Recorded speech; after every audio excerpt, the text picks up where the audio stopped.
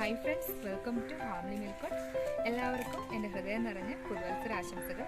ഇന്ന് ചെയ്യാൻ പോകുന്നത് ഒരു ന്യൂ ഇയർ സ്പെഷ്യൽ കുട്ടനാടൻ താറാവ് കറിയാണ്. അപ്പോൾ നമുക്ക് തുടങ്ങാം.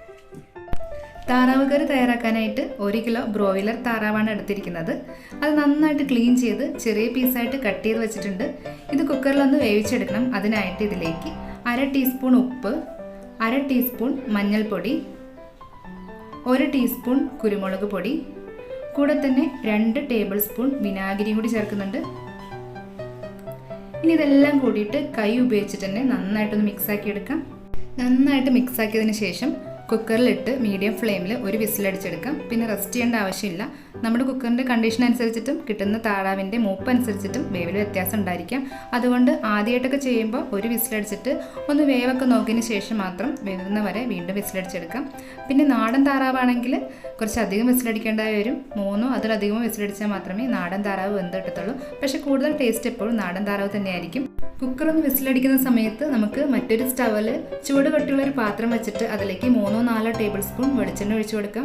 വെളിച്ചെണ്ണ നന്നായിട്ടൊന്ന് ചൂടായി കഴിയുമ്പോൾ അതിലേക്ക് ഒരു 3 സവാള കനം കുറച്ച് നീളത്തിൽ അരിഞ്ഞത് ചേർത്ത് കൊടുക്കാം. സവാള നമുക്ക് നന്നായിട്ടൊന്ന് വഴറ്റിയെടുക്കണം. പെട്ടെന്നൊന്ന് വഴറ്റി കിട്ടാൻ വേണ്ടിയിട്ട് മസാലയിലേക്കുള്ള ഉപ്പ് ഈ സമയം നമുക്ക് ചേർത്ത് കൊടുക്കാം. ഒരു 1/2 ടീസ്പൂൺ ഉപ്പ് ഇപ്പോൾ ചേർത്ത് കൊടുക്കുന്നുണ്ട്. കുറവുള്ളത് പിന്നീട് നമുക്ക് ചേർത്ത് കൊടുക്കാവുന്നതാണ്. ഇനി നമുക്കിത് മീഡിയം ഫ്ലെയിമിൽ 3-4 മിനിറ്റ് നന്നായിട്ടൊന്ന് ഇളക്കി വഴറ്റിയതിന് ശേഷം ഇതിലേക്ക് 1/2 കപ്പ് ചെറുള്ളി കൂടി ചേർത്ത് കൊടുക്കാം.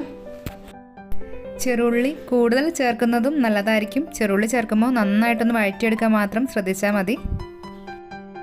ചെറുള്ളി ചേർത്തിട്ട് ഒരു 3-4 മിനിറ്റ് നന്നായിട്ട് ഇളക്കി വഴറ്റിയെടുത്തിട്ടുണ്ട്. ഇനി ഇതിലേക്ക് ഒരു 4 പച്ചമുളക് ഇതുപോലെ നീളത്തിൽ അരിഞ്ഞത് ചേർത്ത് വീണ്ടും 1-2 മിനിറ്റ് കൂടി നന്നായിട്ടൊന്ന് ഇളക്കി വഴറ്റിയെടുക്കാം.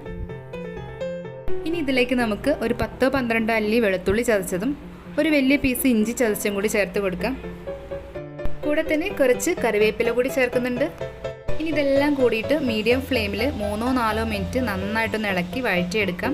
ഇഞ്ചിയുടെയും വെളുത്തുള്ളിയുടെയും പച്ചമണമൊക്കെ മാറി സവാളയൊക്കെ നന്നായിട്ട് കളറ് മാറി കിട്ടും വരെ ഇതൊന്ന് വഴറ്റിയെടുക്കണം. ഇതിപ്പോൾ ഏകദേശം റെഡിയായി വന്നിട്ടുണ്ട്. ഇനി ഇതിലേക്ക് നമുക്ക് മസാലകളാണ് ചേർക്കാനുള്ളത്. ആദ്യം നമുക്ക് ഇതിലേക്ക് ഒരു 3-1 ടീസ്പൂൺ മഞ്ഞൾപ്പൊടി ചേർത്ത് കൊടുക്കാം. മഞ്ഞൾപ്പൊടി ചേർത്തിട്ട് ഒരു 10-15 സെക്കൻഡ് നന്നായിട്ട് ഇളക്കിയതിന് ശേഷം ഇതിലേക്ക് നമുക്ക് 3 ടേബിൾ സ്പൂൺ മല്ലിപ്പൊടി ചേർത്ത് കൊടുക്കാം. മല്ലിപ്പൊടി കൂടുതൽ ചേർക്കുമ്പോഴാണ് താറാവ് കറിക്ക് നല്ലൊരു ടേസ്റ്റ് ഉണ്ടാവുക. അതുകൊണ്ട് 3 ടേബിൾ സ്പൂൺ നിറച്ച് തന്നെ ഇടാനായിട്ട് ശ്രദ്ധിക്കണേ. ഫ്ലെയിം ഒന്ന് കുറച്ച് വെച്ചിട്ട് 1-2 മിനിറ്റ് മല്ലിപ്പൊടി കളറൊക്കെ മാറുന്നവരെ നന്നായിട്ട് ഇളക്കി കൊടുത്തിട്ട് ഇതിലേക്ക് ഒരു 3 ടീസ്പൂൺ മുളക് പൊടി ചേർത്ത് കൊടുക്കാം.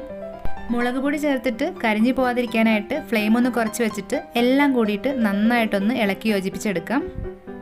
ഇനി ഇതിലേക്ക് ചേർക്കാനുള്ളത് ഗരം മസാലയാണ്. 1 ടീസ്പൂൺ നിറച്ച് ഗരം മസാല ഇതിലേക്ക് ചേർത്തിട്ട് ഒരു 10 സെക്കൻഡ് കൂടി നന്നായിട്ടൊന്ന് ഇളക്കി യോജിപ്പിച്ചെടുക്കാം. ഇപ്പം നമ്മൾ മസാലകളെല്ലാം തന്നെ ചേർത്ത് കൊടുത്തിട്ടുണ്ട്. ഇനി നമുക്ക് ഇതിലേക്ക് ഒരു തക്കാളി ഇതുപോലെ ക്യൂബ്സായിട്ട് അരിഞ്ഞത് ചേർത്ത് കൊടുക്കാം. തക്കാളി ചേർത്തിട്ട് ഒരു 30 സെക്കൻഡ് നന്നായിട്ടൊന്ന് ഇളക്കി യോജിപ്പിച്ചെടുത്താൽ മതിയാവും. ഒരുപാട് വേവിച്ച് ഉടച്ചെടുക്കേണ്ട ആവശ്യമില്ല. ഇനി ഇതിലേക്ക് നമുക്ക് കുക്കറിൽ വേവിച്ച് മാറ്റി വെച്ചിരിക്കുന്ന താറാവ് കഷ്ണങ്ങൾ ചേർത്ത് കൊടുക്കാം. താറാവ് വേവിക്കാനായിട്ട് നമ്മളിതിലേക്ക് വെള്ളമൊന്നും ചേർത്ത് കൊടുത്തിട്ടില്ല. താറാവ് ഇറച്ചിയിൽ നിന്നും ഇറങ്ങി വന്നിട്ടുള്ള വെള്ളമാണ് ഇതിലുള്ളത്. പിന്നെ ഒരു കാര്യം പറയാൻ വിട്ടു, താറാവ് ഇറച്ചി വേവിക്കുമ്പോൾ കുറച്ച് നെയ്യുള്ള പീസും കൂടി ചേർത്ത് കൊടുക്കുകയാണെങ്കിൽ കറിക്ക് നല്ലൊരു ടേസ്റ്റ് ആയിരിക്കും. അപ്പോൾ നമുക്ക് ഈ വേവിച്ച പീസുകൾ ഈ വെള്ളത്തോടു കൂടി തന്നെ ഇതിലേക്ക് ചേർത്ത് കൊടുക്കാം. ഇത് ചേർത്ത് കൊടുത്തിട്ട് നന്നായിട്ടൊന്ന് മിക്സ് ചെയ്തെടുക്കണം.